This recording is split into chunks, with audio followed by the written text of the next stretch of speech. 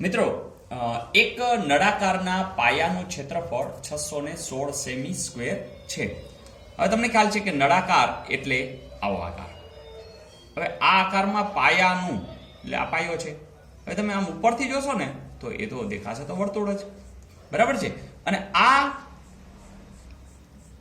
વર્તુળાકાર જે પાયો છે એનું ક્ષેત્રફળ તમને 616 આપ્યું છે.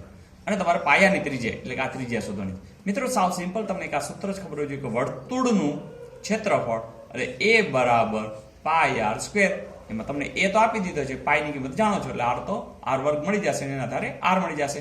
616 બરાબર 22 સપ્તમાંશ અને r વર્ગ. ચાલો 7 આ બાજુ આવી જશે, 616 ગુણ્યા 7 છેદમાં 22. તો જુઓ જોઈએ 11 દુ 11 50 55 6 વધશે, બરાબર, અને 28. ચલો 28 ને અહીંયા 7 છે, વર્ગ છે ને તો વર્ગના સ્વરૂપમાં લખી શકાય. હા, લખી શકાય. આ 7 ગુણ્યા 4 થાય, ગુણ્યા 7 છે. જુઓ જી, આ 7 એટલે 7 નો વર્ગ થઈ ગયો, આ 4 એટલે 2 નો વર્ગ થઈ ગયો. તો એના બરાબર શું છે? r વર્ગ. ઓકે, તો આને આપણે આમ લખી શકીએ 7 ગુણ્યા 2 નો વર્ગ, બધાની 12 વર્ગ. બસ, તો અહીંયા વર્ગ આપણે બંને બાજુ વર્ગમૂળ લઈએ એટલે જવાબ શું આવશે? 14. તો આની ત્રિજ્યા છે એ 14 આવશે. ઓકે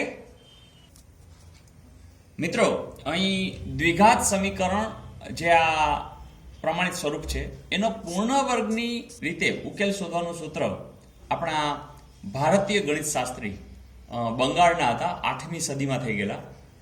એમનું નામ હતું શ્રીધર આચાર્ય. પોતે ગણિત શાસ્ત્રી હતા, સંસ્કૃતના પણ પંડિત હતા અને ફિલોસોફર પણ હતા. તો એમણે આ શોધ છે એ પૂર્ણવર્ગની રીતની ઉકેલ માટેની શોધ આપી છે.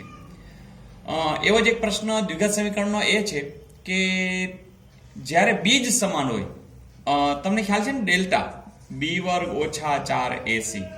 તો મિત્રો આની જે કિંમત અથવા તો આ d કયો, તો આની કિંમત જ્યારે શૂન્ય હોય, આની કિંમત શૂન્ય હોય ત્યારે તેમના બીજ સમાન હોય છે.